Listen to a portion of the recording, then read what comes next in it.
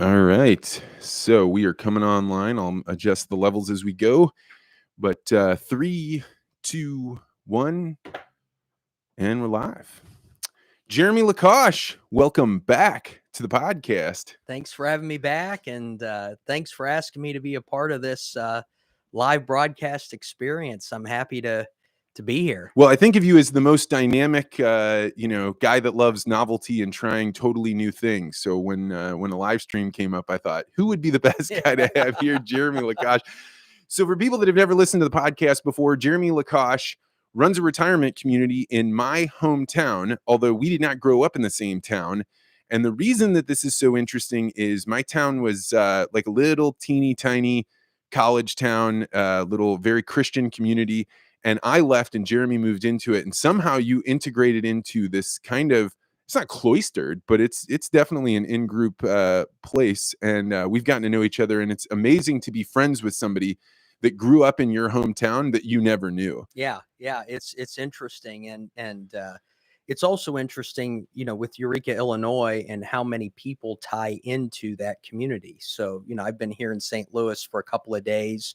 You've introduced me to a lot of interesting people, and Eureka, Illinois will come up, and somebody will say, oh yeah, I went to school at Bradley, 20 minutes away, or I used to work for an electrical business there. And it's just so fascinating that this small community can have ties, so far broadly out in the Midwest. And it's refreshing to hear those stories from people too, because and it's easy to build a common relationship with somebody when you have that to go back to. I the way that you and I met was I gave a talk, and it was essentially about how Eureka, Illinois prepared me to be somebody that went out into the world. And I think oftentimes in Western culture, we think of people coming from small town as like country bumpkins.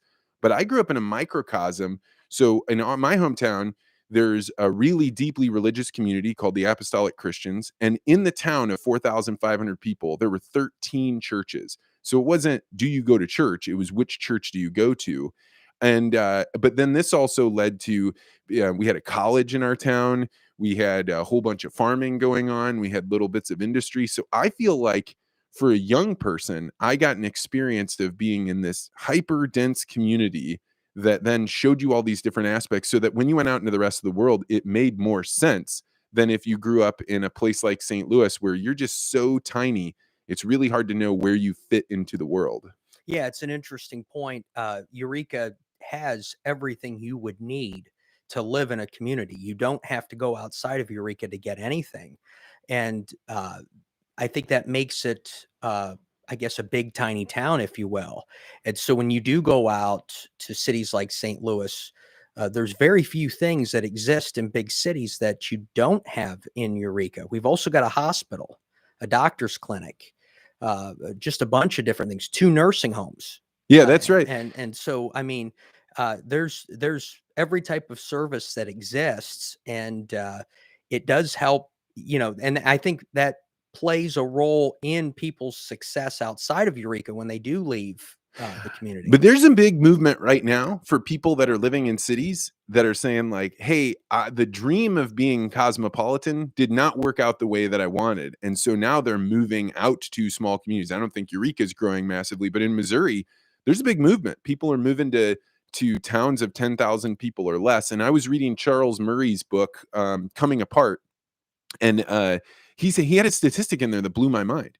He said 1/3 of Americans live in towns of 10,000 people or less, which, like, we don't really have a conception of that, because popular culture, the fashion layer, everything you see on TV, is the only time you ever see somebody in a small town. It's when the big city girl goes to small town America that she resented, and now she's fallen in love with the guy she left behind in high school. And those people are all seen as kind of simpletons.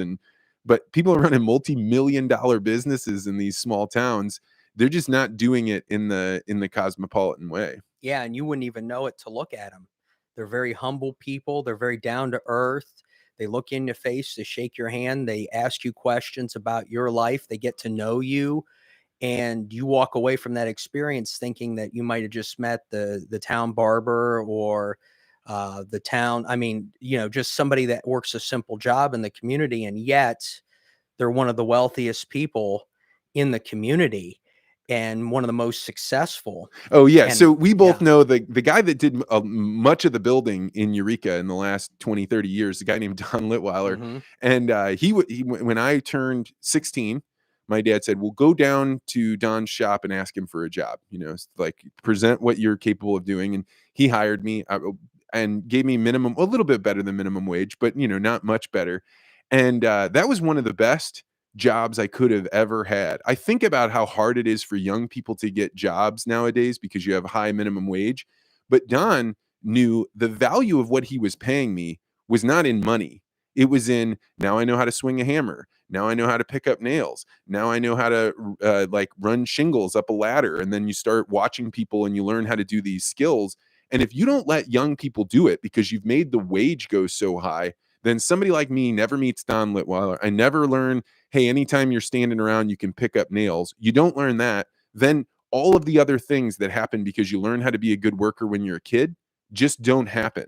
And I'm sure young people can get jobs in the city now, but it's different, right? Like Yeah. we really screwed things up when we messed around with the minimum wage and made it so a guy that wasn't worth $12 an hour is being forced to be paid $12 an hour. Yeah. And during the Obama administration, there was some labor legislation passed that basically forbid the working of kids under the age of 16. Now, there's been some tweaking to that, so I think there are some exceptions. But at one point, it was basically illegal if you were a farmer to have your 12-year-old son working on the farm, whether you were paying him or not. And I thought that was just a horrible disservice. Back to your point, how many people do we know that are successful who got their first job at age 20, 22? Yeah, right. And I mean, and in our society today, in the teenage population, the employment rate, the number of teenagers who are actually employed is historically low. It's like 1 in 3. And so what are those folks going to look like when their first job is at age 20, 22, Well, twenty I four? saw it. So when I was in the Peace Corps, they put you through this training. There's about 40 people. They're all college graduates. They're really top of their class college graduates, right? So these people knew how to do the structured environment. We finish our big 10-week training where you're living in a homestay, you're learning the language, you're learning what you're going to teach the people when you get put out into the countryside, when you're going to be all alone. And the day before, they get us all around in a circle and they say, now, we weren't able to teach you all of the language. We weren't able to teach you everything that you need to know. We only had 10 weeks. So let's talk about a time when you taught yourself how to do something in a job. And they go around this circle, and a few people had jobs, but most of those kids had literally never had a job. So the first job they were ever going to have was traveling all the way to Africa in a language that they don't speak, in a culture they have no idea about, and they're going to go help people. And yet they've never had a job and they've never learned how to do anything on their own. So everybody's supposed to say, like, what is something you've taught yourself? I remember a guy was like, one time my parents bought a stereo system and we didn't know how to put it together and we couldn't get somebody for 2 weeks to come out. So I got out the instruction manuals and I figured out how to plug in all those things. And now the stereo works. And you're like, what? That's not a skill. Like, that's not compared to the kid that's like, well, I framed on a construction job. And then I bought a house and I tried to learn how to frame it up and I made mistakes along the way. But if you don't have those experiences as a young person, you don't have the gusto to be able to do it as an adult. So for those folks in the Peace Corps, I'd be interested in hearing how much of a back net that they were provided in terms of, so they're going in the Peace Corps, they're going overseas. This is their first job. Obviously, it's going to be extraordinarily challenging. Were they in a situation where they had any kind of support if they fell back, or was it sink or swim? So this is a little bit of talking outside of school because the people I was with, they had good intentions. They were good people. Like they wanted to do something good. But what happened was when they went to do site assignments, they would call you over and they asked you a few questions about, like, what are you looking for to get out of the Peace Corps? So this is, you're already in Africa, you're in Kenya, and they're saying, are we going to send you a few miles from where the home base is, or are we going to send you way out? And there were a few people, and I got to see the list, that these 5 people could go anywhere that they wanted because they trusted that they could handle it. And the other people they put on varying degrees of how far away can you be from the city. Now, I came in there and was like, I want to be in the most remote place that you could possibly put me. And because I had aspirations of just going native and getting out of there. And it turns out I got really, really sick. So there are a lot of people that I felt like didn't have the skills that I had, but they stayed a lot longer in the Peace Corps than me. So I have to be humble to say, like, Mm-hmm. my skills didn't make it so I could stay the whole time. But I think a lot of people, what they ended up doing was putting them really close together. And when they started to feel lonely, because you go to Africa, you may be the only white person that's ever been in this village, right? The people, like, I would be in church and people would reach up and touch the back of my hair, little old ladies, because they'd never touched straight hair before. And when you start to feel that fishbowl, you want to get around things you know. So you start getting around the people you know. So then what ends up happening is the Peace Corps volunteers are in their site during the week, but then on the weekend, they get together with all the Peace Corps volunteers. And you're a young person, so what are you going to do? You're going to drink. And so it ends up being that kind of feedback loop where a whole Mm-hmm. bunch of them really just got a year or two of the weeks in the village and the weekends partying with their friends. So I don't.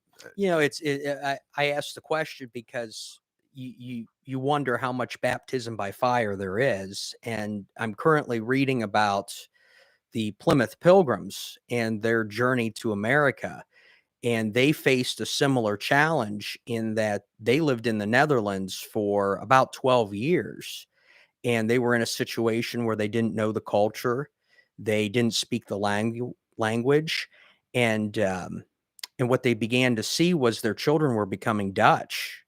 And they were trying to escape England And they were, persecution. yeah, You should go back to the beginning because we've talked about yeah, this and I was fascinated. So it's a weird thing. We all know that the Puritans were over in the colonies and we hear this term pilgrims, yeah. but there's no connection between those two things. And so you kind of think like, oh, there were a bunch of people in England. They had these hats with buckles on them. They decided they wanted to leave and they went over to America. But that's not at all what happened. Why did Right. they even decide that they had to get out of England?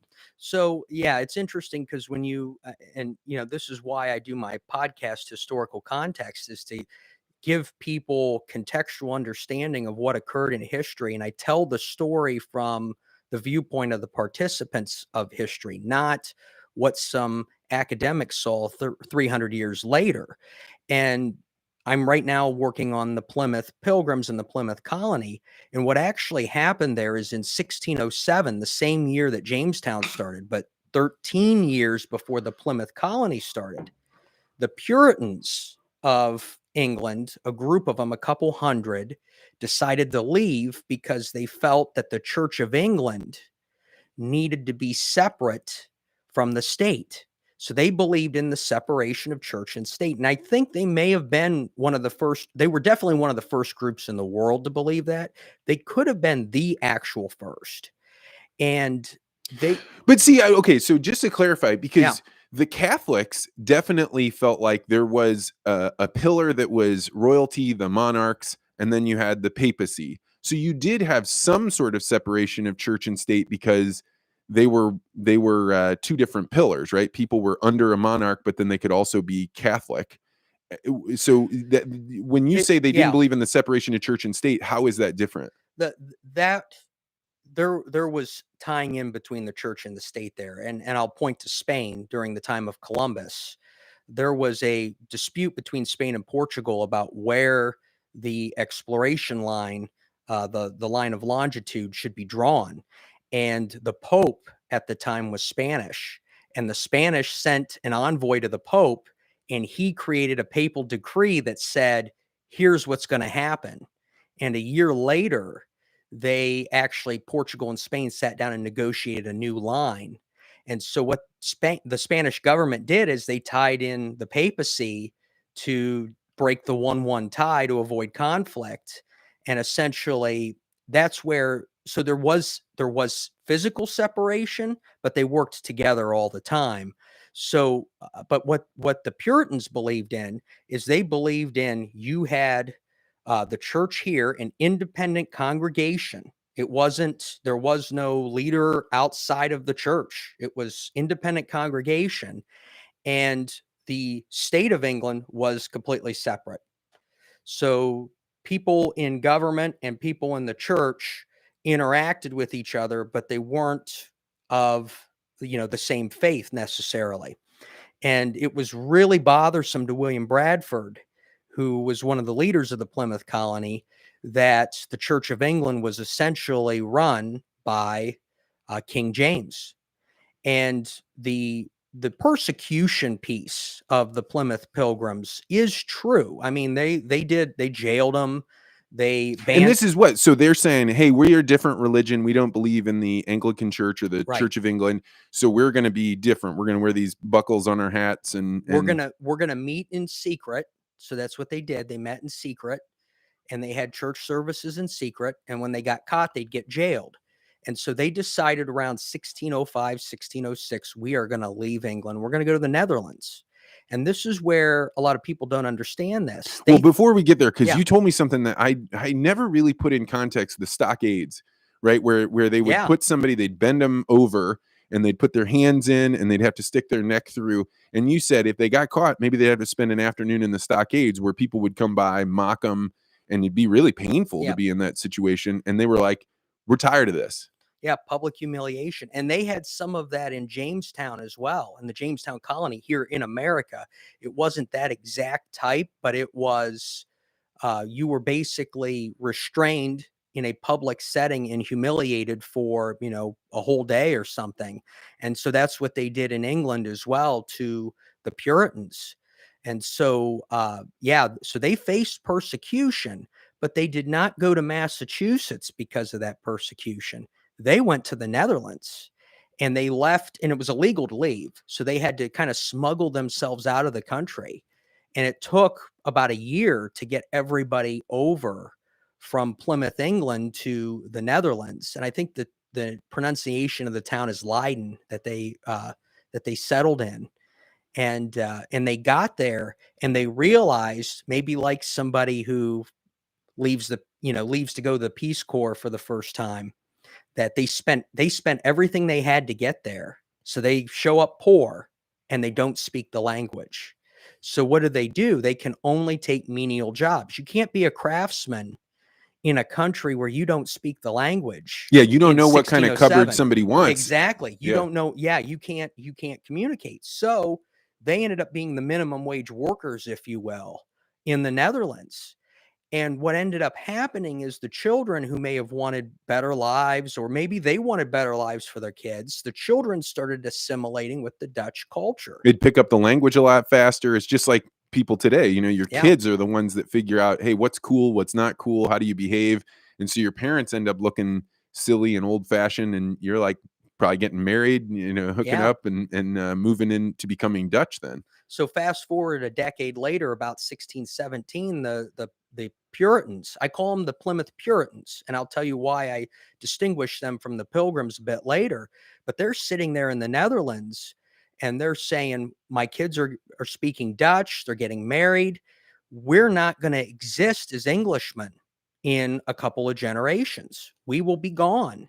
And so now all of a sudden, it became more important to be Englishmen than it did to be Puritan. Whoa. And they started thinking about, how do we preserve being Englishmen? And that's when the idea of going to Virginia, as they called it, but that was the entire East Coast of the United States, came to mind. And the Dutch said to them, well, we're more than happy to have you go over. We want you to settle right around where Manhattan is today, on the mouth of the Hudson River. And they said, well, wait a second.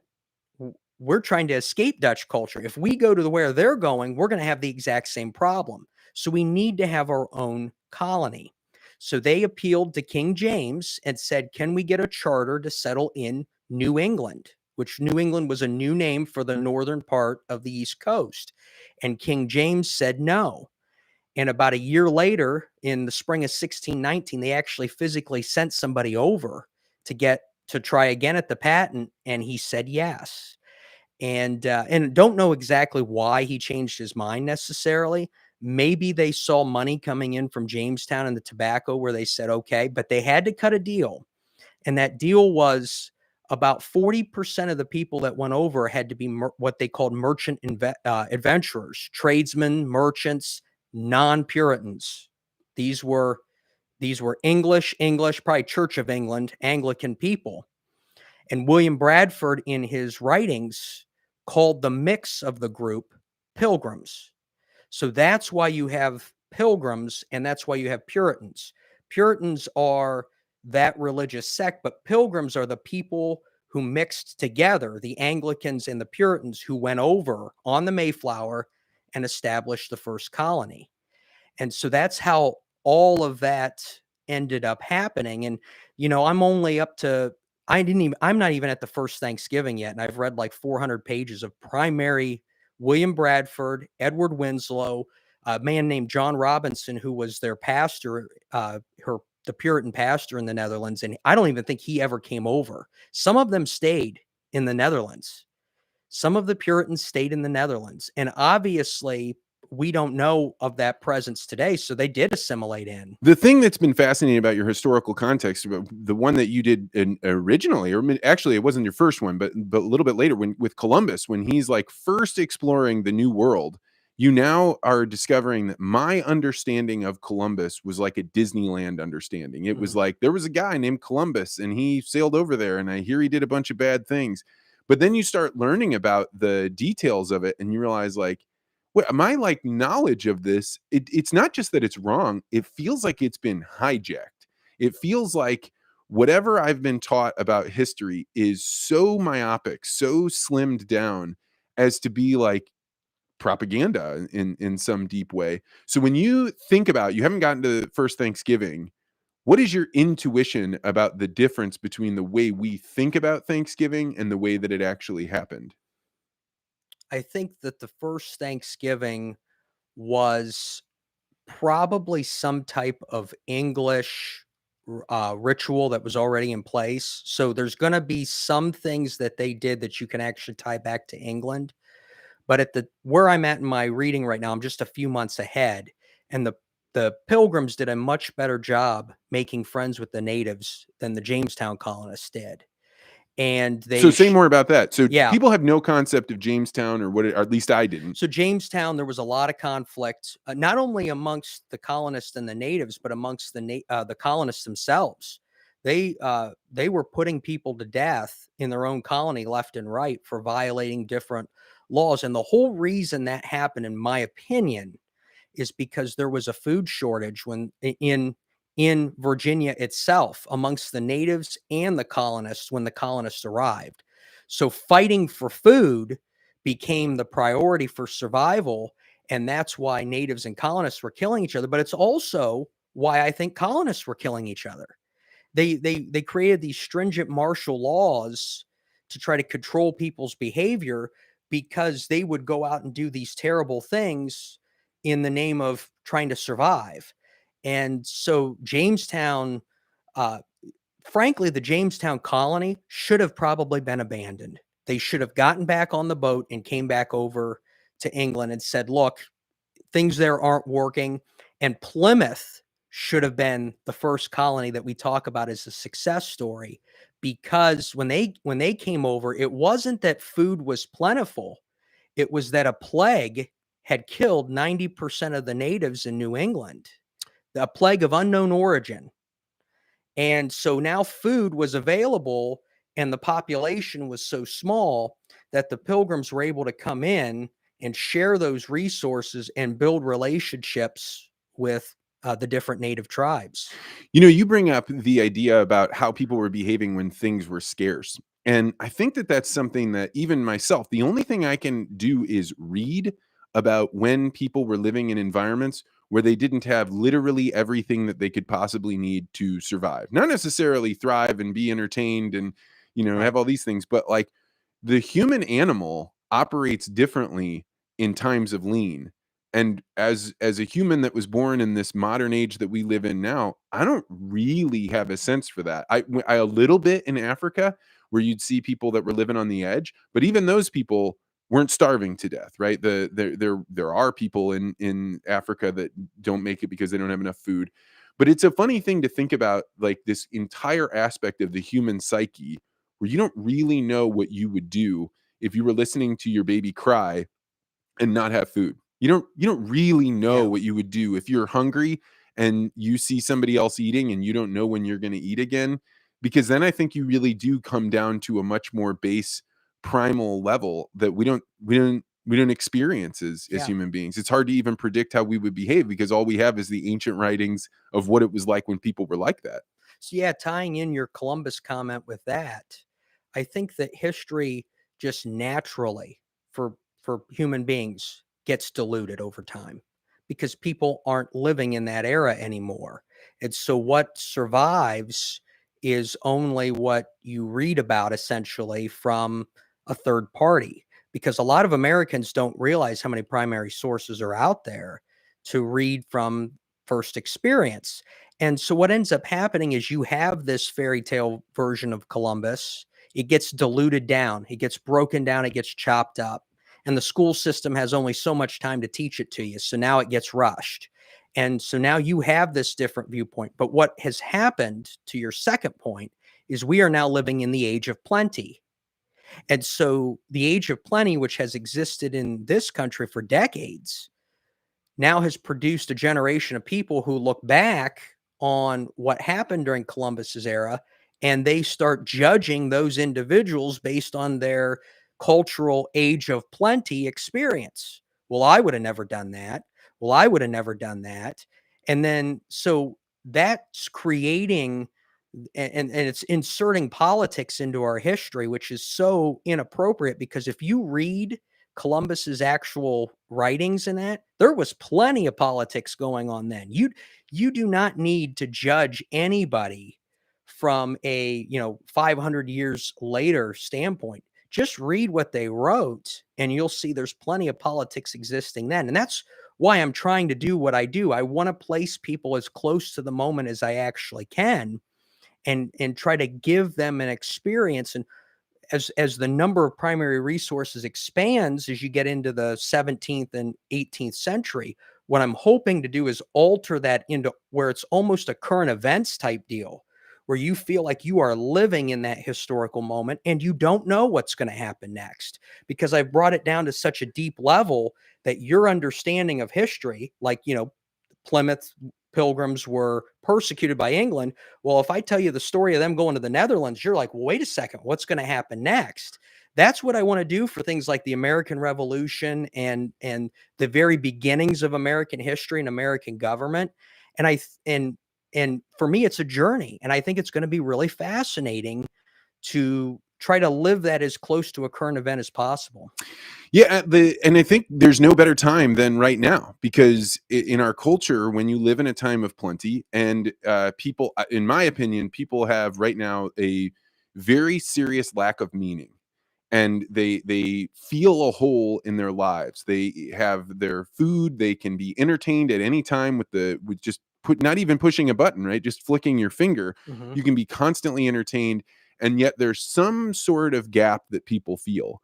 And my sense is that to fill that gap, people join movements, whether it's the environmental movement or some sort of political or social movement, because they keep thinking, if I dedicate myself to something higher than myself, then I'll be able to fit in.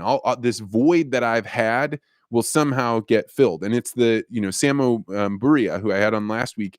He calls it a social technology. So he actually, it'll come out Monday. I guess people haven't heard it yet, but he talks about social technology, which is, what are the things that human beings invented to be able to solve problems so that they could survive and thrive. And one of them he talks about is, church is a social technology that you use to create community, because it gives us a way we meet regularly. For Christians, every Sunday, you see everybody there, and everybody has a set of values that they say, you're going to follow those values, I'm going to follow these values, this is where we're headed, which I think is a big thing, right? Like having an idea of the goal of our lives is to get into heaven, for example. That means we may not be all taking the same path, but at least we're headed in the same direction. And when you don't have that, people, I think, are naturally designed, or they evolve to go searching for that. And when church didn't keep up with where society was going, or society outpaced wherever church was going, now all of a sudden people are feeling like, well, I got to go join the environmental movement, I've got to go join this political movement, whether it's the Black Lives Matter that are protesting, or sexual movements, or environmental it doesn't really matter, but people are doing it because they're looking for meaning, in my opinion. they're looking for problems to solve. And sometimes you got to sit back and say, hey, look, we've, as a society and a culture, have developed to the point, again, age of plenty, where it is no longer a priority to put food in, every kitchen and a car in every garage. Yeah, chicken in every pot has been achieved. Yeah. And so now what do? Well, when we also live in the era of big government, and big government can't sit back and say, everything's great, we're good to go. Big government has to have a problem to solve, because if they don't have a problem to solve, the people might look at them and say, why are we paying all this bureaucracy to do nothing? So big government thrives on problems to solve. And I would challenge people to look at state governments as an example of that and compare the various state governments and see what they're actually doing. And in Illinois, it has gotten to the point where some of the extremities that they're taking, they're essentially creating problems out of nowhere and then solving them with absurd legislation, because they're not capable of solving the problem that's a real problem. Yeah, there's a real problem in urban areas of Illinois of violence. You got real problems there. You've got you need economic development in Illinois. We've got our $250 billion pension liability. It's unfunded. We need to do something about that, but they can't solve those real problems. So they go out and create new ones. And as you and I have talked about, one of the pieces of legislation now is to require tampons in boys' restrooms for grades 4 through 12. That's absurd. That's a state legislation. That's a House bill that has passed. It has passed. I thought you were just saying somebody put that forward. No, it has passed. Oh. And it was interesting because the way it's being talked about in Illinois, they're talking about we're requiring tampons in men's restrooms. It's way worse than that. You're requiring it in public schools for grades 4 through 12.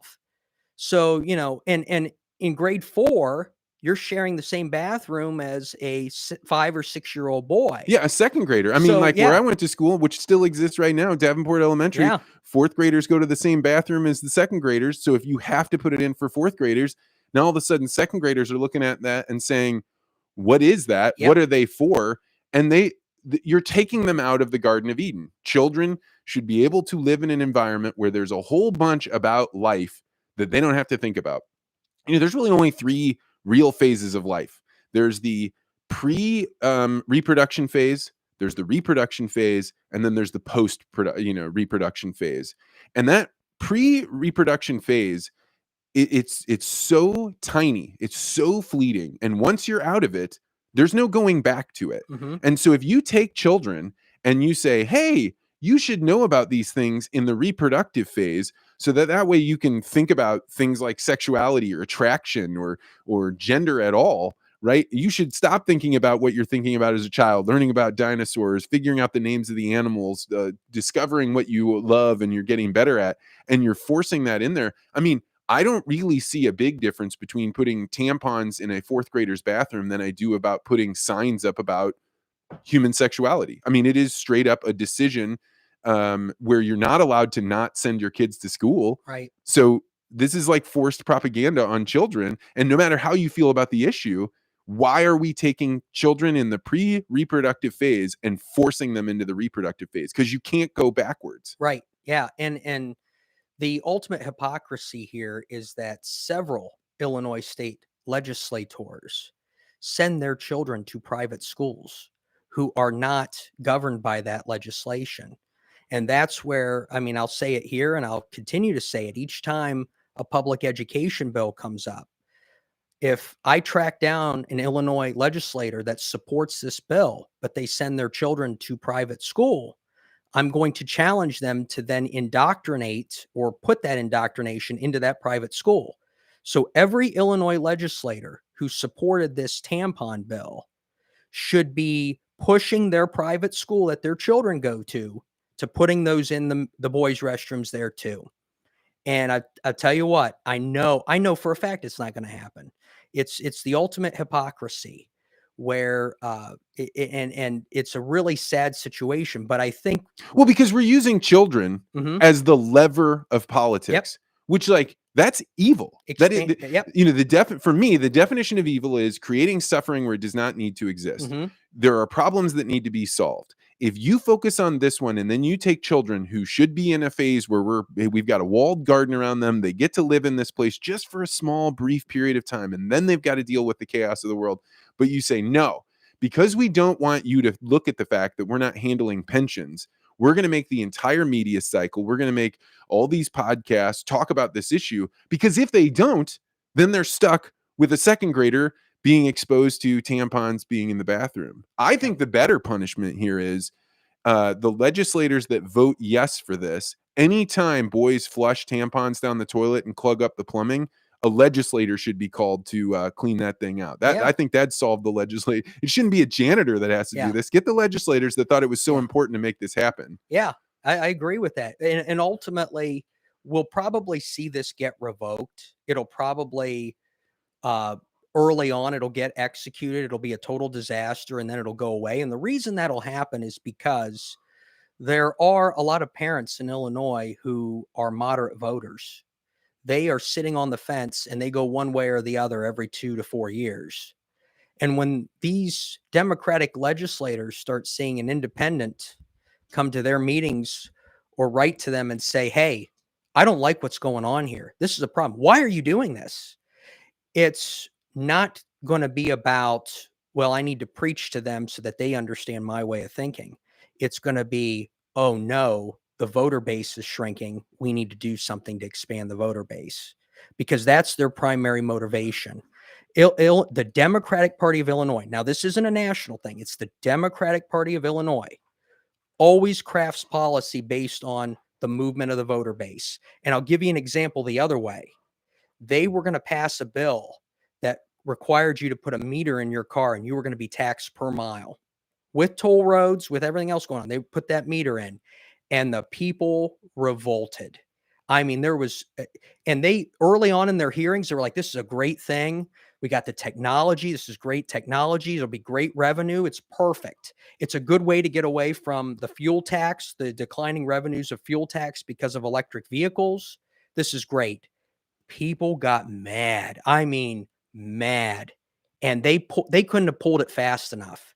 They could not have pulled that bill fast enough. What's the relative population difference between the Chicagoland area and the rest of Illinois?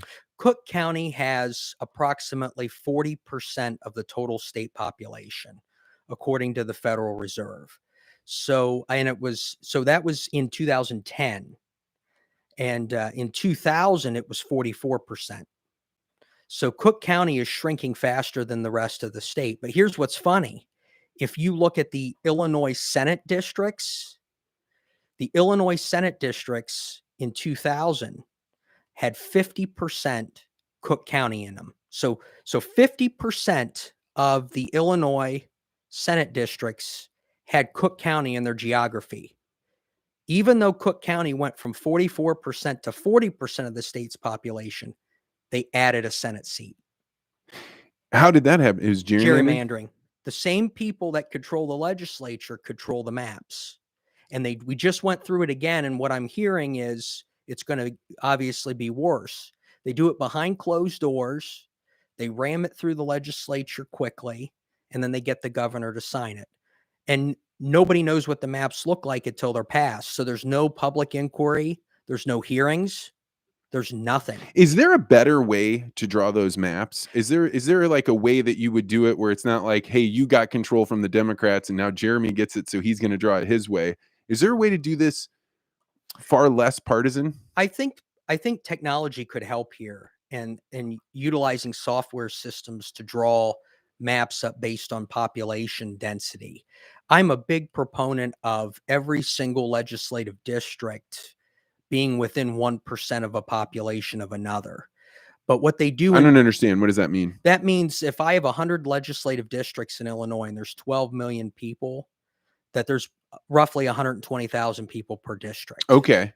And apparently, my understanding is that That's not what happens? That's my impression of what that so is. my understanding of it, and somebody will have to correct me if I'm wrong, but my understanding is they can alter that if they believe it will provide more representation of a protected class of individuals in the legislature. And so if they could shift those maps slightly because it's a more urban area, you get more African American votes in that district, they could shift things around. But I haven't looked at I can't verify that yet because I haven't looked at the population numbers. But the governor of Illinois, JB Pritzker, in his press conferences has said we need more minority representation in our voting. And so I think that's what they're using to justify the population differences. So I've talked about this on the podcast a couple of times, and I only have probably a Disneyland understanding of this. But when they were first setting up the Constitution and they were saying who is going to be the national representatives, senators weren't elected in the same way that House representatives were. Can you tell me a little bit about what was it set up before? Because now it just looks like everybody's a popular vote, just depending on where you're Yeah. at. But it wasn't always that way. No. The U.S. Senate was elected by their respective state legislators. And I think that went all the way till Meaning that your state, you would have all these representatives, and then they would say, out of these representatives, we're going to choose somebody and we're going to vote inside of our state. So you right. elect the state representatives. The state representatives then say, we're going to choose these two people and we're going to send them to DC. And I believe the federal government gave the state a lot of leeway in terms of how they wanted to do it. They needed to do it through the legislative process, but maybe it wasn't both state houses. Maybe it was just the state Senate. Maybe it was both state houses. I think they gave them the flexibility to decide that, but it was state legislators that voted and selected the two Senate representatives from each state. And so now, why is that different than a popular election? What does that change about the nature of a senator if they're not elected by popular vote? They're now elected by their legislator. I think that you have an elected group of people who is still accountable in your legislators, and they ultimately have to decide on who they want representing their state at the legislative level nationally.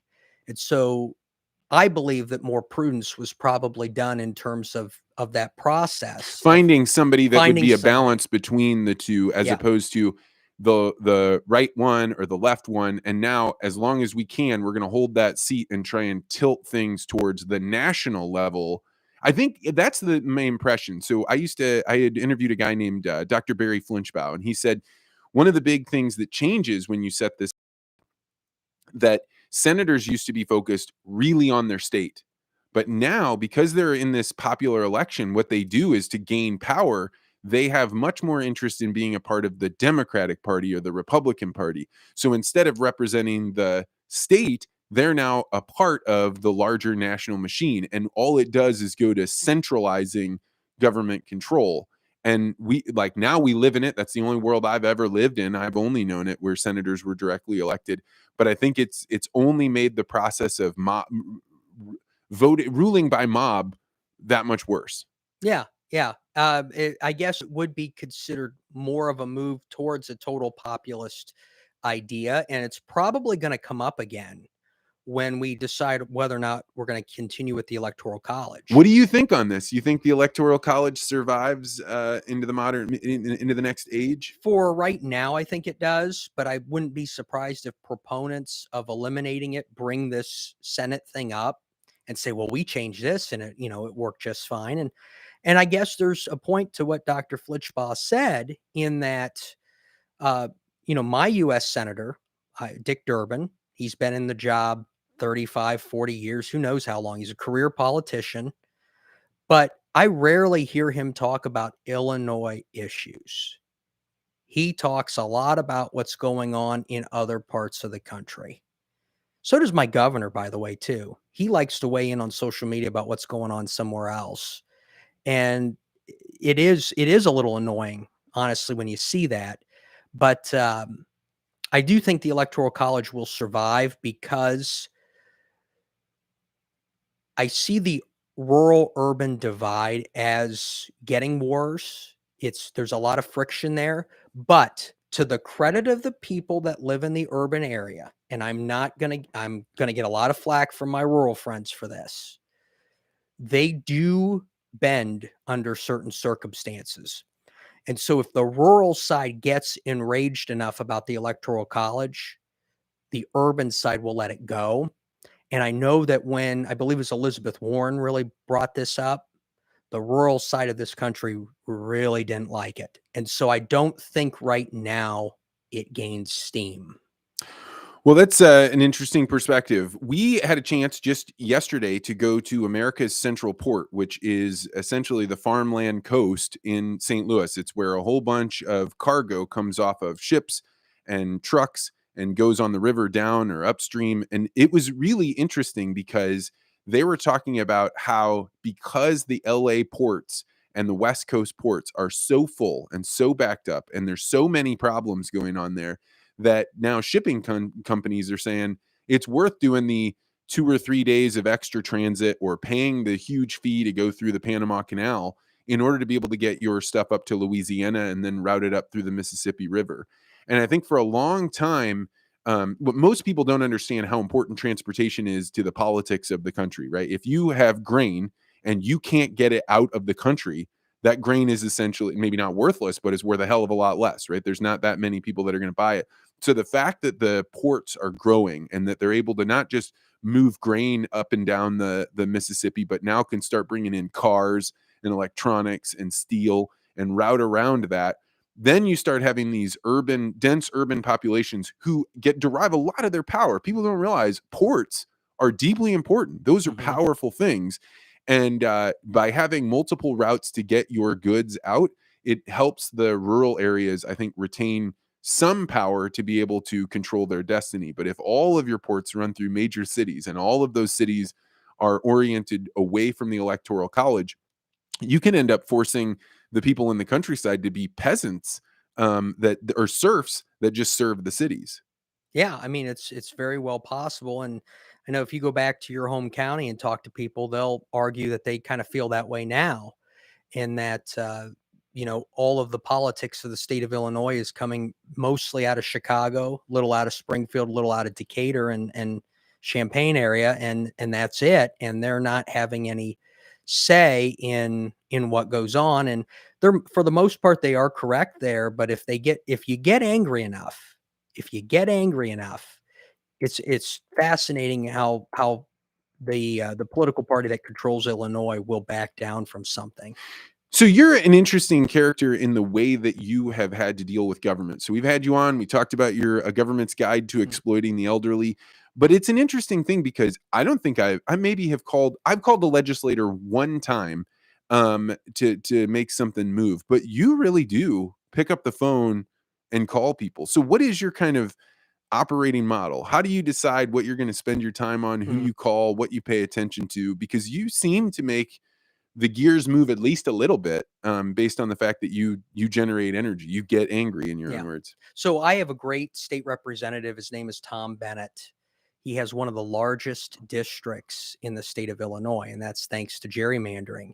It actually runs from Eureka all the way to the Illinois-Indiana border. Oh, And that's wow. like a hour and a half, hour, 45-minute drive.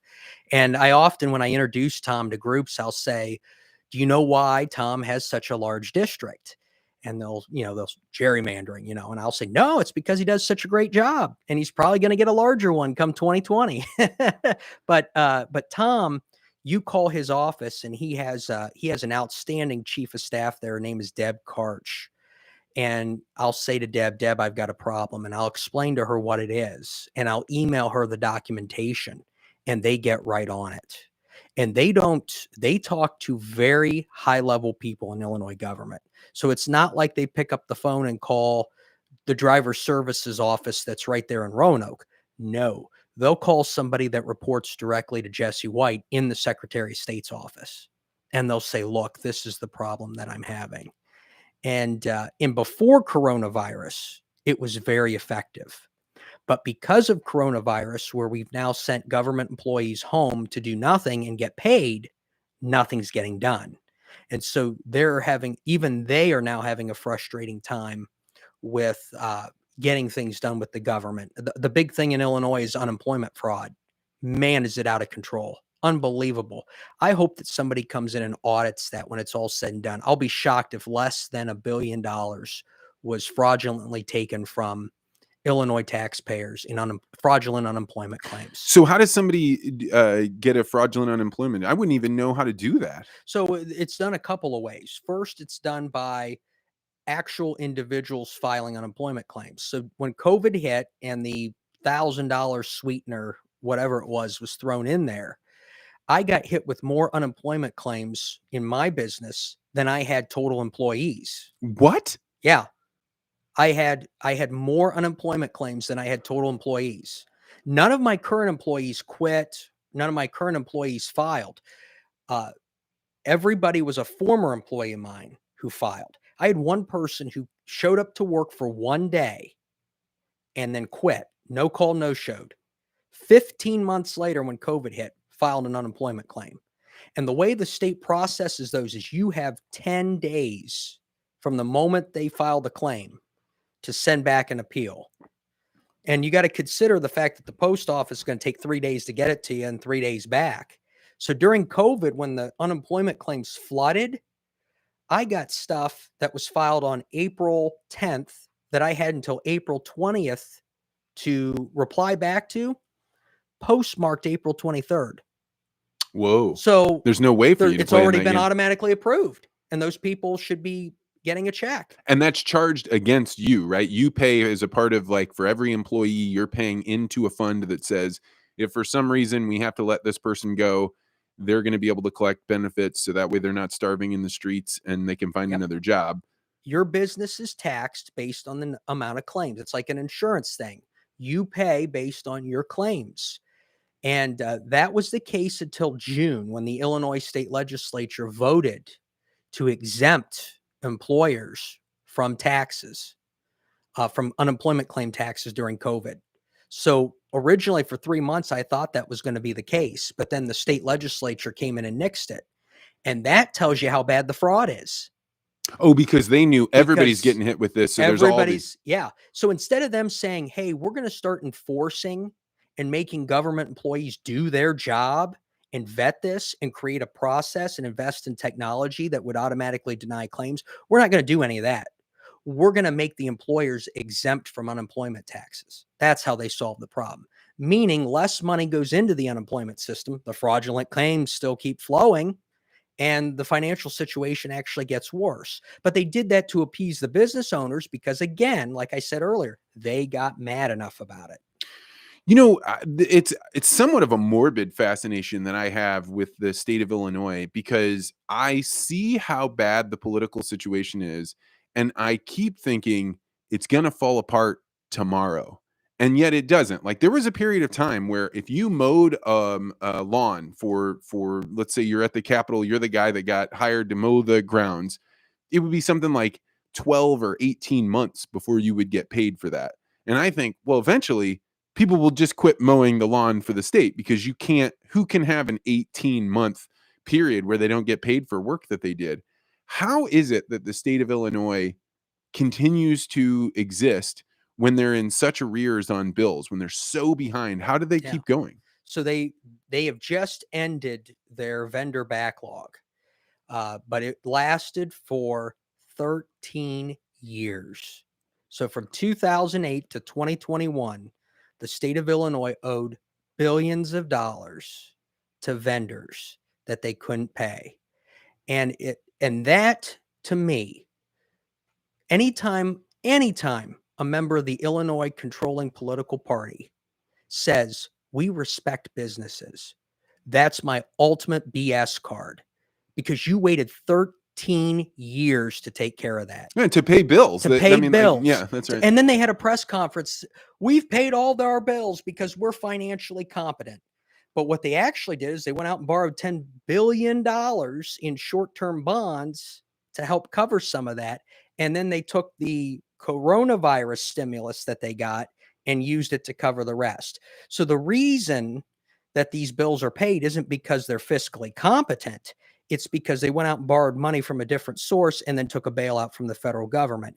And so to answer your question, how do these vendors operate? Well, I'd like to audit some of those payments, because I bet there were at its height, we owed $15 billion to vendors. 15 billion. I bet, well, I don't know. I don't know what the percentage of checks that are going to go out and those businesses no longer exist. Oh, really? Oh yeah. Wow. I'd love to know that. I think the comptroller has to report open checks or checks that maybe they don't. Illinois kills you with transparency. They're transparent about everything. So you have to read through hundreds of thousands of pages of documentation to get to the truth. Death by transparency. And so, but I'm sure they have to report their open checks at the comptroller's office. But would be shocked if I'd be shocked if less than 40% of those checks. So ultimately, if you're in this situation, they got the COVID bailout. Like, do you in effect start nationalizing states? Do you end up saying, hey, this state, the only way it can pay its bills is if the federal government steps in. So we're just going to have the federal government pay these bills. I mean, if the federal government pays money, they're going to want something out of the fact that they bailed out your state. And, you know, they're not going to come for just a little thing. They're going to come for a big thing. And my sense is that that's political power, political clout, or votes or something. But I still don't understand how the state still exists. Like, how, if you don't have money, if you're really in arrears, how do you keep going? Well, Illinois also controls the court system in the state. So in order to get any action from them, you have to file a federal lawsuit. And it takes like 3 or 4 years to get through. So they tie up the legal system as well, so that you can't force them into frankly, what they need to do is literally file for a state form of bankruptcy. And I know that's not legal right now. States are not allowed to file bankruptcy, but they need to create a way to do that, to clear all this crap off the books and settle with everybody, including the pensioners. And they don't want to do that. So the reason they stay open is what they really ultimately do is they pick up the propaganda machine and they start telling people, well, we'll pay you eventually. Or in the case when I was with the nursing home, they basically just said, that's the way it is. I mean, you want to take care of Medicaid people, you're a faith-based not-for-profit. You want to take care of people with no money. We're the only shop in town. And you don't have the money to sue us, which we didn't. So you're just going to sit there and take it, and you're going to wait, and we'll have a check if we have a check for you. And so, and you do have to result. I don't know what I would necessarily call it. It's not corruption, but you have to be so firm with them that if you want to get something from them, you have to make them realize your way is the path of least resistance. Yeah, the famous Greg Knapp scene. Yeah, the right. Greg Knapp quote, your way is the path of least resistance. And when you get them to recognize that, they'll tend to do things your way. But it's a battle. I mean, you have to really risk everything and make them work for you to get what you want. And so I think a lot of people, unfortunately, sadly, Vance, have just kind of accepted it. Okay, state's not going to pay me. I'll eventually get a check, so I'll just sit here and wait. Now, people do stop providing services to the state. Doctors did for a period of time. I mean, it did get bad. It did get bad. But the state just goes and finds other people to provide those services. And that's kind of how they operate. So where does this go? I mean, like how...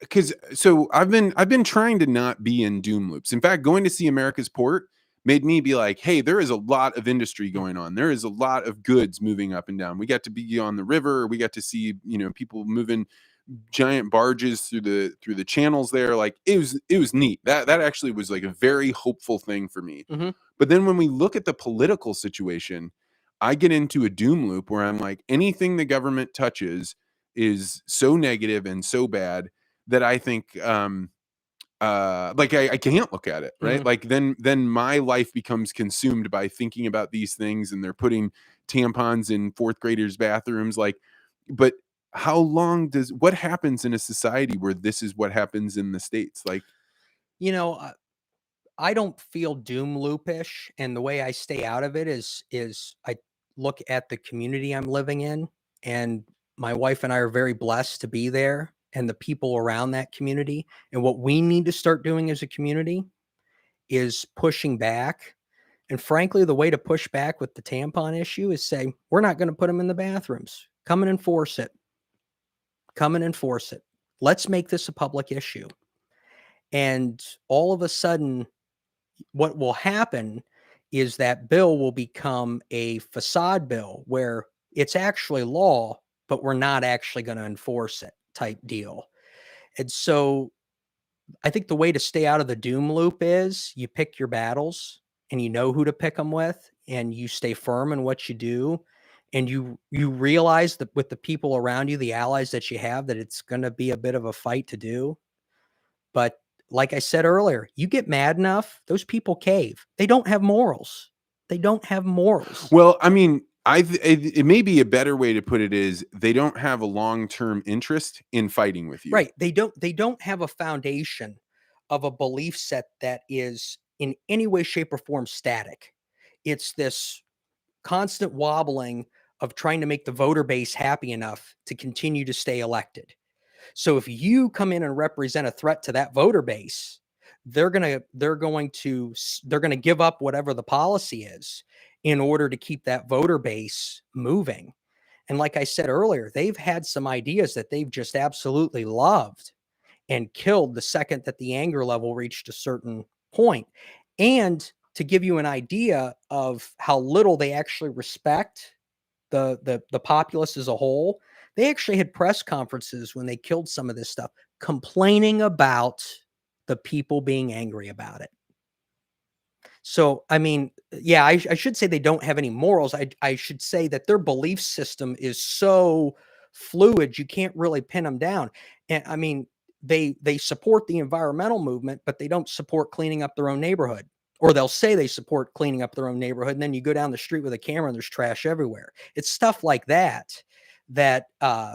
these hypocrisies that continue to intersect each other that are so amazing. So you're a student of history. We started off by talking about the Puritans and the Pilgrims, but the Puritans being locked in the stockades. We're not there, right? We're not in the place where people are killing each other for food.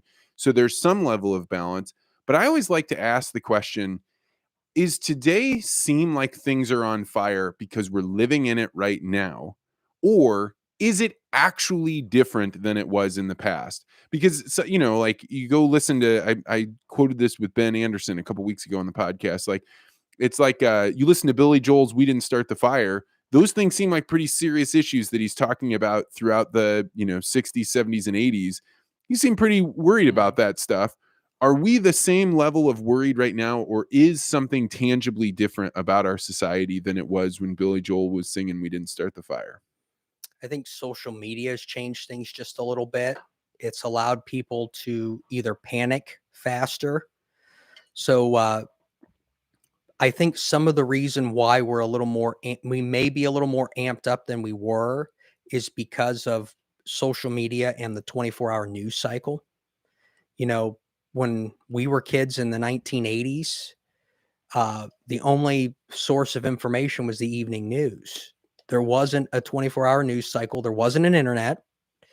There wasn't smartphones. And so you had to have the evening news provide you with whatever the information was that you felt was important. Today, social media can, through a false story, set off a panic. The 24-hour news cycle can actually pick up stories that aren't true. An early example of this, was in 2004 when 60 Minutes ran the Bush National Guard papers. And there's a movie about that called Truth that I recommend people watch. But it was an early example of technology through forgery trying to create an issue that started a firestorm around President Bush. But then almost instantaneously, when people found out it was a forgery, the fire came back and blew the other way. Wait, so that wasn't real? I mean, like I have that's funny because so 2000 to 2004, I would have been in college. Bush would have been seen as the devil. Yeah, it was almost obvious that he had skipped out on his service or been bad. I don't even remember what it was, but my general taste in my mouth even today is he cheated the system. What's the true story there? So it may be true that he did cheat the system, but the story that was run on 60 Minutes was based on documentation that was forged. The memos were typed in Microsoft Word Oh, yeah, so and that run didn't through a exist. copier. And Mary Mapes was the executive producer. And I want to say this too. Mary Mapes was drugged through the mud for what happened. I don't know who Mary Mapes She was is. the executive producer of the story. She also won a Peabody for the Abu Ghraib story, which was a really good piece of journalism. But then she went to this Bush National Guard thing, and Dan Rather got tied into it. This is how Dan Rather lost his job with CBS News, I because remember he him, was like, the knowing something he did wrong, like, but he this was all the Melu. I didn't even understand what, so what yeah. happened with tell the story, man. This is a So story I don't so the understand. the movie Truth presents it in a way that's sympathetic to Dan Rather and Mary Mapes, and I don't think that was quite the way to go. But I do think it's a little more towards the middle. They made a mistake. They should have apologized for it. They should have said, we're moving on. But what happened was some retired colonel called Mary Mapes. And he said, I have documents for you that show that President Bush skipped out on his National Guard responsibilities. And so Mary went to meet with this colonel, and they sat down and talked, and he was not in good health. And he presents her with all these documents, and he says, she's like, where's the originals? Well, they had to be destroyed. They were copies. They were all photocopies of these things. So Mary starts to work on verifying this story. Well, a couple people are dead, and there was a guy named Ben Barnes who was lieutenant governor of the state of Texas, and he, in a public speech, said that he got George W. Bush in the National Guard, and it was recorded, and he didn't know it. So Mary got the recording and went to him and said, "You got to sit down and talk about this." So that added to the situation, because she wanted to prove that it was like a good old boys club where all the rich kids came into this division of the National Guard, didn't do anything, and got their Vietnam service and avoided going to Vietnam. So she moves forward with these documents, and she gets a retired general on the phone, and she reads the documents off, and she says to him, is this consistent with this individual who wrote this letter, who's now dead? And he says yes. And so 60 Minutes uses that then to run the story. So they use the general on the phone. His name is General Hodges. They use the retired colonel providing the paperwork, and they use Ben Barnes, and they run this story. And it was maybe 48 hours later, people online started saying those memos are fake. They're Microsoft Word reproductions. And so 60 Minutes started doing the investigation, and they noticed, yes, they are Microsoft Word reproductions. And I should step back here and say that they had 4 document examiners review the documents, and 2 of them felt that they were authentic based on signature analysis. And then another one said, well, I'd like to look at the original documents. And so they just kind of ignored what she said and went with the other people. And they also talked about the tone of the letters. So this is authentic because of the tone. Well, then the whole thing started to unravel. You had the Microsoft Word situation. Then they went to the colonel who originally said, I got these documents from another military source. And he said, actually, I got called to a Holiday Inn, and this woman named Ramona gave me the documents and never gave me the originals. And Oh, so it really was it planted. it really got yeah. So somebody came in there and was like, we're gonna plant this. It wasn't just And like, it was a very strategic plant of information. But Mary Mapes, and they had 2 other executive producers resign, and then ultimately Dan Rather left. And it wasn't tied together. They made him kind of wait. He waited until after the election and after the inauguration, actually, to leave. It's a good movie, but it tries to make you sympathetic to what they were doing. And frankly, I would never go on television with stuff like that without further verification. And so I think they made a mistake. I think they should have apologized. But yeah, the fervor that came, it was one way and then it switched way over to the other, was incredible. I worked in I was an intern for a news magazine, and it was called Now on PBS. And it was with a guy named David Brancaccio, who now, if you turn on NPR in the morning and you hear the market report, that's David Brancaccio. Good guy, right? But I did get an insight into the funding model that they use to be able to create these 60 minutes like news magazine shows. And even then, so that would have been, I don't know, 2010 or something like that I was doing that, maybe a little earlier, 2008. And there is so much pressure for them to take a complicated story and make it, one, simple enough for a sixth grader to be able to understand, and two, intriguing enough that you're like, I must watch this, because if I don't, there'll be something about the world that I don't understand. Mm-hmm. And I think that the reporters at the time, they were good people. They definitely had a political bent. They definitely had like a way of viewing the world, but they were not trying to go out and spread bad stories. Their whole thing was they were trying to get a paycheck, and the way you got that paycheck was you kept people's attention. The thing that it did for me when I was doing this news magazine is it helped me to understand that 60 Minutes is a brand, but it does not make people qualified to give you any more information than the people that you meet at the coffee shop or the people that you meet in these other environments, because they're just a person telling a story and they know how to operate a camera. That was really, really healthy for me as social media began accelerating and you start seeing things online.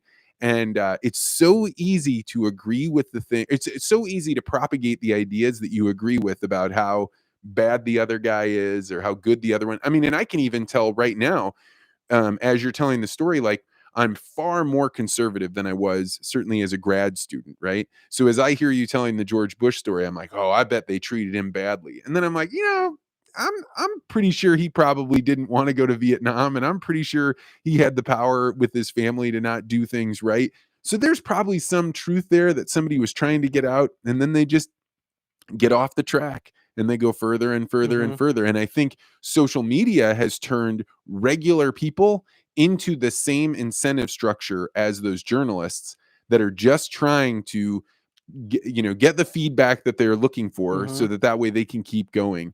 And I think the perverse incentives on social media is I don't think that's anything revolutionary, that it's kind of destroying the way we think about things, but I don't know how we get out of that, and I don't see how it gets better. I think we get out of it by, frankly, not giving attention to it. So if somebody blasts something on social media that is like, breaking news, you need to verify that before you feed into it in any way, shape, or form. So if somebody breaks in and says, well, the one that's been going on lately that maybe some of your listeners can relate to, especially in cities, is people are doing fake mass shooter alerts. I saw that. Yeah. I saw that. So talk about that. So, and I don't know too terribly much about it because I'm not as tied into like Twitter as others. So they did it in the Capitol, right? Yeah, they said like there was a mass shooting. It's on the grounds, and they end up scrambling like real. And if there's some guy out there that hates some business or some mall, he'll start that rumor that there's an active shooter nearby, and scare the crap out of everybody and close the business down. And you have the police out there, and I mean, but it's one of the things that's going on that talks to that whole panic culture on social media. And I'll see those now, and obviously my blood pressure will go up for the folks in that area. But then I stop and say, I need to verify this. And that's where the Twitters, the Facebooks of the world are going to need to get on board with some type of authentication of some of this stuff, because they will become less relevant if the people that are given the attention are not telling the truth. Oh, I don't think that. You don't think that? You think it'll be the other way around? Because they're attention generation machines. Like, whether or not they lose credibility, like, people go to Twitter to find the things that agree with what they say. I think the best thing I've seen Twitter do, I hate it when they mess around with my newsfeed. I just want my news feed to be whoever I have chosen to follow, show it to me in real time. But they added this new thing where if you see a tweet that somebody's put out, let's say I see that you've posted an article and I like the headline, right? So I Mhm. think, oh, that's interesting. So I just hit retweet, but I haven't actually clicked on the article. It does send this little reminder up that's like, are you sure you don't want to read this first? And it's only happened to me twice. And that was enough for me to be like, that's probably good. I probably shouldn't be retweeting articles that I'm not reading that I just like that headline. And that's the kind of verification that I think they can do. But you don't want them in the news curation business. You don't want them in the information curation business because the people living and working in that world, the way they view what is true or the way they view how to verify something is really different than the way Jeremy LaKosh, views Mhm. something and reviews it. And I don't think they're going to get you any more accurate information if they do that. And I certainly don't think AI can do any better. So does Twitter then become like a tabloid? It is a Is that tabloid. what it It's is? 100%. That I mean, I that's mean, I'm not on it often enough to really. The only time I'm on there is to interact with the Illinois state legislators that I know are gonna respond to me. That's about the only time I'm on Twitter. And so I don't use it enough to know it, but and the other thing is I absolutely hate if I fall for one of these fake stories. I get so angry. It like ruins my day, you know? And so I'm incentivized just based on how I am to stay away from anything that I think is and I'm very slow on the news cycle. If there was a legitimate mass shooting that occurred, I would probably not know about it until several hours later after the whole, thing was resolved. Well, and nothing wrong with that. The I remember hearing, I've never verified this, that it was something like 13 days between when Lincoln was shot to when Europe found out about it, right? Yeah. Like, and maybe it's good. There's benefits that come with news moving fast, but there's also benefits of news moving slow, which is really valuable. Like, we didn't know, and we couldn't have imagined what would it be like if I could use telepathy to send you an idea in my head all the way across the ocean to a mass audience immediately. That's a social technology or a change to how human beings are laced together that we didn't I don't even think it crossed people's minds like, hey, this could have some downsides, right? You can take rage that people are feeling in the center of the United States, the center of the North American continent, and drop that right into Europe in the blink of an eye. As Mhm. fast as I can get it in Chicago, I can hear about it in France. And I think we'll look back on this time period and be like, we were handing out nuclear bombs to people just like, willy nilly and not really having a way around it. And my real belief is that the meaninglessness that people are feeling, coupled with the technology that we're talking about and living in an age of plenty, we're going to see cults develop. And the cults are going to turn into religions. And I think they're going to start in areas like food, creating restrictions on what you can and can't eat. And then those people will become healthier and people will say, hey, what does that person believe? I want to go get involved in that. It's going to move to what technology diet do we have? What are you allowed to look at, not allowed to look at? Because we want our community to not be jerked around by this. And it's going to have rituals like regular meeting. I mean, I think people being separated from each other for months on end Mhm. leaves you with no community, no connection. So I think there's going to be, I've been calling it a resurgence of church, whether or not it's Christian or not. I don't know. My sense is that astrology is making a giant boom back into culture. And there's a chance, I think, that somebody could come along and lace together some really good stories about astrology and then combine these other features. So I think we will see cults that will initially be persecuted, where we'll say, whoa, they're doing things that are so different. We don't want that here. You're not welcome here because you're not open enough or you're not understanding enough. And they'll make movements. I think we are in whether I don't know that it'll happen right away, but I think in the next decade or two, we're going to see a massive proliferation of new religions in the form of cults that some of them will survive. And I see your point. I think it's gonna be, political movement type deals. I see a point in Illinois where people will begin to start controlling what you eat. So they'll they'll tax different unhealthy things. They'll pass taxes on those, or they'll mandate different things. And the reason, and there's, a variety of reasons, for that. But I definitely see us moving into a movement where people try to control what you eat based on the fact that they want to provide free healthcare to you. That's the only way. That's the only way you have even a shot at doing it economically. And even then, it's not going to work. But I mean, they're not going to let people eat whatever they want and then provide them with free healthcare. It'd be a disaster right out of the gate. But I don't know. I don't know if it's going to be, if your model would be tied around religion.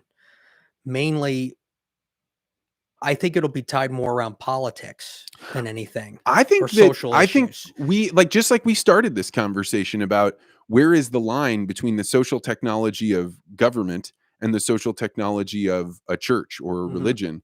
And I think that we could lose the technology of the separation of church and state, and we could get it back in some form of politics. But you got to have faith in something in order to become a true believer of it, which is what causes that wheel to move forward on its own. And I think, I mean, hell, I think right now, where you could draw the line between politics and religion right now in society, I think is a lot harder than people initially think. There's like, we talked about the tampons in the fourth grade bathroom, right? Like, where do you distinguish between that being a government choice and that being a moral choice, and what that ends up ultimately? When does that become a religious choice? Yeah. I don't think it's as clear as it is. Like, we look back on the Puritans in the Anglican Church. What was the line they wanted to draw between church and state? It's much, much blurrier than it was before. And even then, I'm almost certain, based on my understanding of history, that the Puritans ended up not getting what they wanted, because during the Salem witch trials, it was the church and the state working together That's in a exactly right. fervor Yeah. that's similar to a social media panic, if you will, that flared up and then just kind of went away. When and that's another thing about human beings. When I see things that are bordering on hysteria, I tend to sit back and say, well, this is eventually going to go away, because it's in that hysteria phase where there's a lot of energy building into it. And that amount of energy and attention is not sustainable. And so eventually we're not going to be talking about it anymore. It might still be around, but it's not going to be bombarding us in the way that it would be today. So, I mean, that's kind of taking a lesson from the Salem witch trials, which were what, 1600s? Late 1680s. Okay, so versus looking at the social movement of Cambodia, Soviet Union, Germany, Mao, like, we're talking, those are far more recent things where hysteria doesn't result in 50 people being burned as witches or hung. That resulted in literally millions of people dying.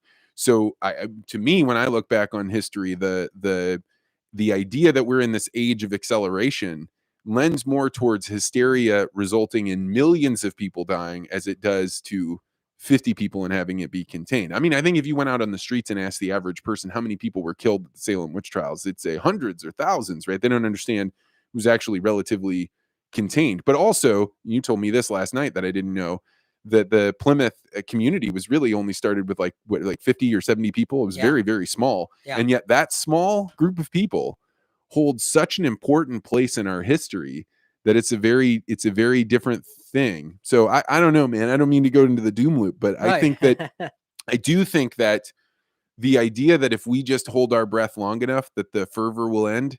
I don't see that. It's not necessarily holding your breath long enough.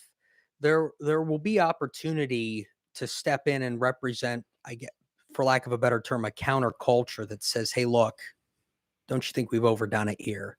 Or something more rational that comes about. Now, again, I think your wife said this yesterday. There's going to be something else too that tends to be just as hysterical that'll come in and substitute. Because it feels so good to be worked up, right? When we can be worked up about what, one side is worked up about the other one, and I feel that same way. And I think our biggest danger as Americans is that we are raising generations of people who don't have to work for what they have. Oh, you want to go to college and you want me to, as your parent, to pay for it, and you don't want to have to work? Oh, that's fine. You go ahead and do that. And by not creating that work incentive and instilling it at a younger age, we are creating a generation of people who are susceptible to maybe an individual who speaks romantically, but does so not from a real world life experience. And then we get caught up into that politics and that fervor. And what we end up doing is we end up creating a generation or a group of people who think productivity is yelling and screaming or trashing somebody or, wanting to tear something down, versus a generation of productive people who say, I want to start a business. I want to invest in my community. I want to hire people. I want to mentor someone. I want to volunteer at my church. Those types of things. Yeah, this makes me think of there's a guy. This is kind of edgy. There's a guy out there from Canada who is a guy named Tom McDonald, and he started posting these, rather like countercultural music videos, and they are out competing. Yeah. He's one of the. I think he made $12 million last year selling records on his own, and he talks about how young people are being told the best way that you can help is by getting mad on social media. And that goes right in line with a really important thing. We talked about it, America's Port. We talked about it, which is succession planning, right? There is not a culture being taught right now of apprenticing, where you get in underneath a person. And at first you're starting to get them coffee, but over time, you learn how to carve wood the way that they did, or learn how to buy real estate the way that they did, or how to renovate places. That culture doesn't exist right now, and in part because of where we started in this conversation with the minimum wage going away, right? You've made it so expensive to have an apprentice if you're going to do it legally that it just doesn't happen. And that part of our culture, being able to pass down, how do you run these businesses, how do you build this community, evaporates. And if you don't have somebody teaching you how to do these things, you have to invent the wheel on your own. If you're required to pay somebody a living wage, which essentially means you pay for what they feel is a living wage, which is totally different than what was 30 years ago. Housing, appliances, car, you're required to pay for that person right out the gate. You can't afford it if they're not productive. And so, like, let's say you have no minimum wage. What's that? What does that look like? Well, I hire somebody who comes into my business and they're unproductive. So maybe I do pay them under a living wage, but they gather skills and they become productive and they become valuable, because as a business owner, it's my incentive to have a productive, competent employee. It's their incentive to learn skills, to learn trades, and to become better apt to handle themselves in the real world. When you raise the minimum wage so high that you can't hire unproductive people, you actually contribute to the wealth inequity that we're constantly complaining about here in America. Yeah, because you only give it to the people that already have the skills. That's right. You can only hire the people that are skillful and productive. And so I mean, and that does tie into the succession planning crisis. I thought succession planning before I came down to visit was something that is problematic because you have an aging group of executives, baby boomers, essentially. And so if you would have said, what's the 3 biggest problems in corporate America right now, I probably would have put succession planning at 2 or 3. But now, after talking and hearing that there's only one person in an organization that knows how to do 30% of what gets done, there might be 6 Well, we were people. hearing about their technology is these 1940s presses to make screws and bolts and stuff. And they ran into the problem that literally the only people that knew how to service the things were like about to die. Yeah. And so they brought in these college and do this. And that's only the explicit knowledge about how to make those things work that you can write down. Now, that doesn't include all the implicit knowledge, which is how do you make this business run? How do you call the port when something doesn't go right and you've got to solve a transportation issue, or You know, the other, you know, oh, hey, we're not able to get metal out of this country anymore. We got to get it from somewhere else. How do we go about doing that? That's all that implicit knowledge. And without succession planning, that goes away and those companies just can't survive. And then you have to literally reinvent those companies, which they don't exist. And the way that you'll reinvent them is you'll do it with automation, and then there'll be no people there. Yeah. Yeah. You'll do it with automation, or you'll offshore, outsource, and send it over, to another country. And that's been a hot, button issue here, which frankly lately hasn't really been talked about much, but still, is an issue that we have to keep an eye on. I would encourage anybody, if a young person came up to me today and said, what can I do? What can I do? There's obviously a few things. Getting involved in your community, I think, is huge. And participating in your community. Well, you did something that I think most people would look at as old fashioned, but you and the other guy, Travis Liebig, who's the president of St. Louis Bank, did, was you join Rotary. Yeah. And you didn't just join it. You joined it, you participated, you came to all the meetings, you moved your way up. Eventually you became president of that organization. And because of that, how much did your world open up? Right? Oh, a ton. I mean, it wasn't, the relationships you built were huge. And now if you ran into a problem in your workplace that you couldn't solve, you knew who to pick up the phone and call to come in and solve it. Because there's a lot of times where people have a problem and they're like, I don't know, I don't even know who to call. I don't, Right. and so now you've got an inertia crisis basically, because you don't know what direction to move in. Now, I mean, I can't remember the last time I've necessarily had that type of event occur. I'm like, I'll even call people who I know don't personally solve that problem, but know somebody who does.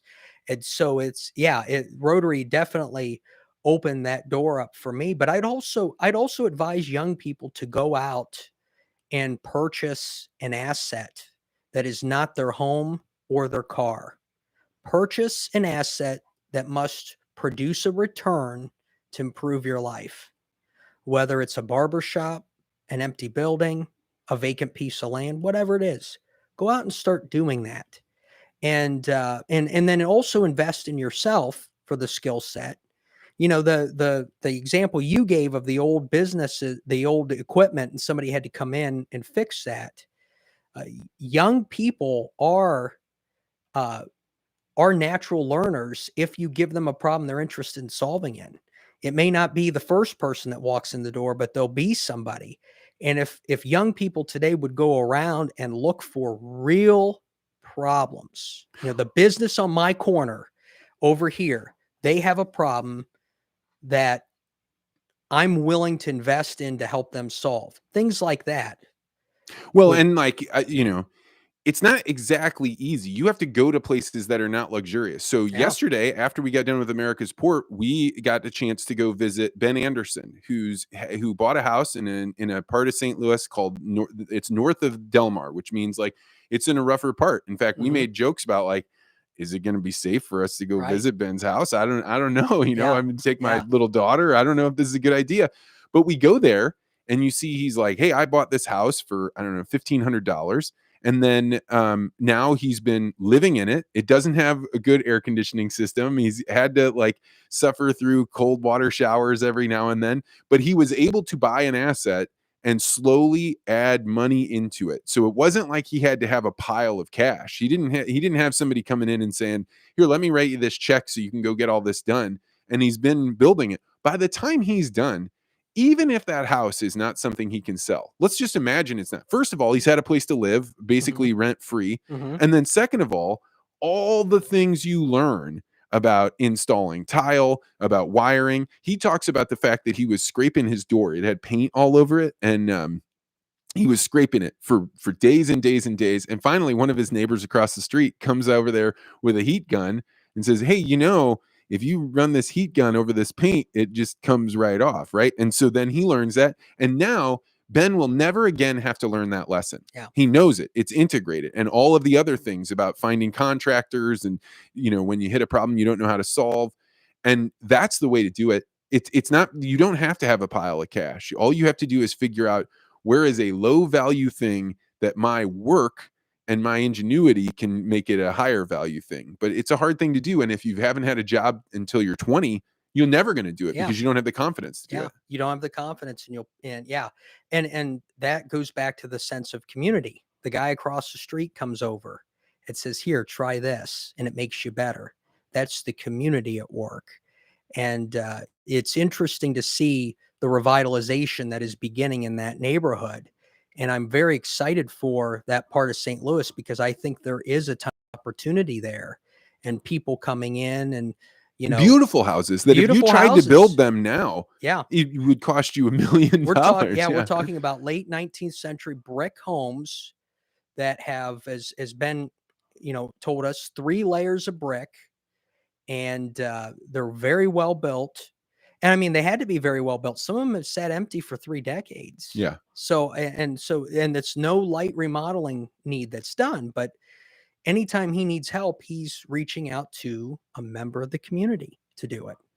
So I want to wrap up with this last thought because you had some interesting commentary on it while we were hanging out this week. We're reading for the book club a book called The Seventh Son. And I know you're not reading it, but I am. And I think this is one of the best books we've read in book club. It is like a fantasy historical novel by Orson Scott Card, the same guy that wrote a book called Ender's Game.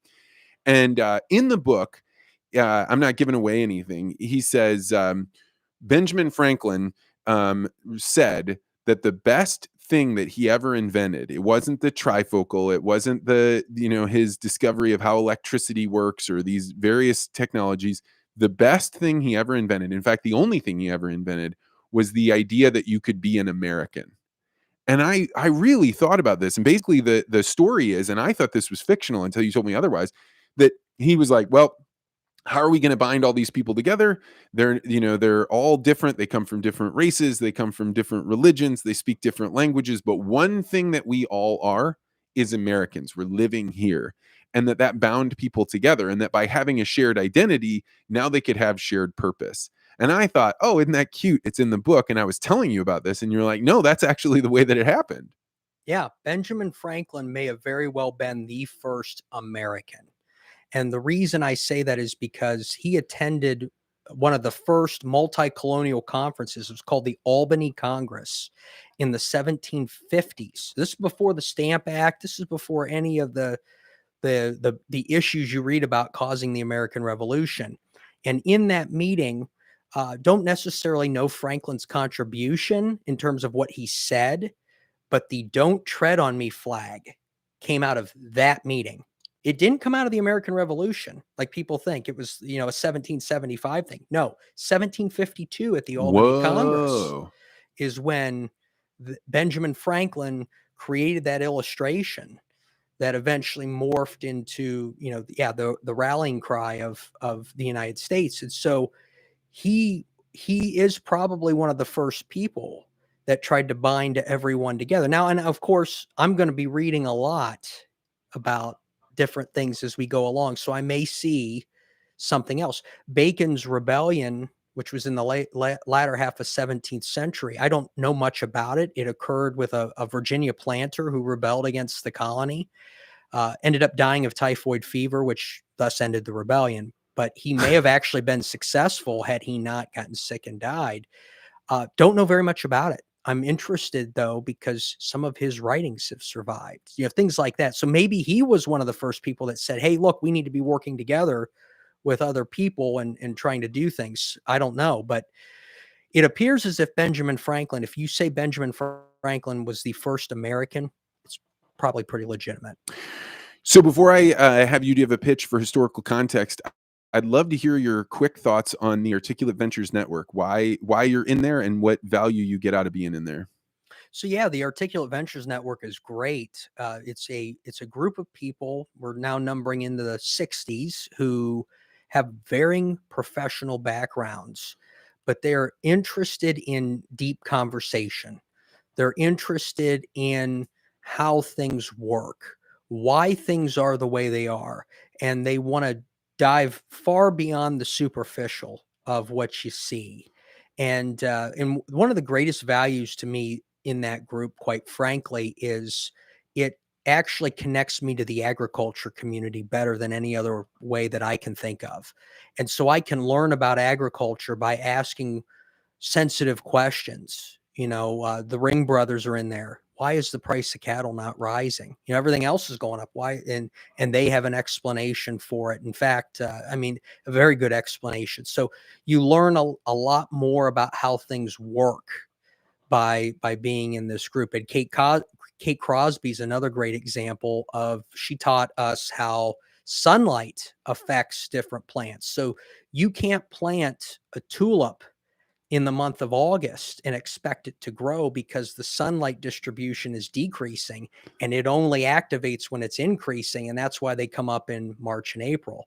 So just cool things like that, if I decide to go plant a garden, I'm going to be more mindful of what I'm doing and be more productive in my hobbies as a result. Well, Jeremy, you are in the midst of publishing a historical context. Give us the pitch. What are you working on right now, and how can people learn more about it? So youtube.com/c/historical context is the actual URL. It's a podcast about, telling the story of American history through the people who were actually there and wrote about it. And I'm going to be doing just a couple of creative things there to help people interact with the channel better. But right now, if you go on there, I basically break things up into units. I use the playlist model. So I have Christopher Columbus. I have 16th century explorers, people who explored the lower 48 states before there was any colonization. I have a unit on colonization before Jamestown. People don't realize that 30 years before Jamestown, people were trying to colonize South Carolina, North Carolina. In fact, it's my most watched episode, The French Huguenots in South Carolina. It's a cool story. So that's the colonization before Jamestown. And then I move on to Jamestown, which is where I'm at right now, and talk about the Jamestown colony. Which is a wild story. It's totally nuts. Like Lord of the Flies. And then I'm going next to Plymouth and New England and to tell that story. And for me, it's a journey. You're watching me reflect on a journey that I'm taking to read about our country and how things started. So I know you had asked me at one point, you said, Jeremy, share with us on there what you didn't know before. And I was like, well, that's 80% of what I'm talking about. None of this stuff I knew before. I mean, it was just, the Pilgrims spending a decade in the Netherlands and having all those issues. That's relevant stuff for people who at least want to learn more about history.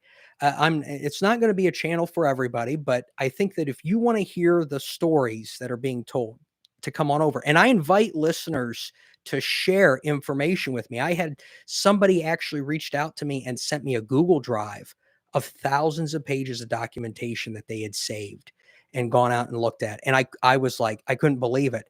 I love that.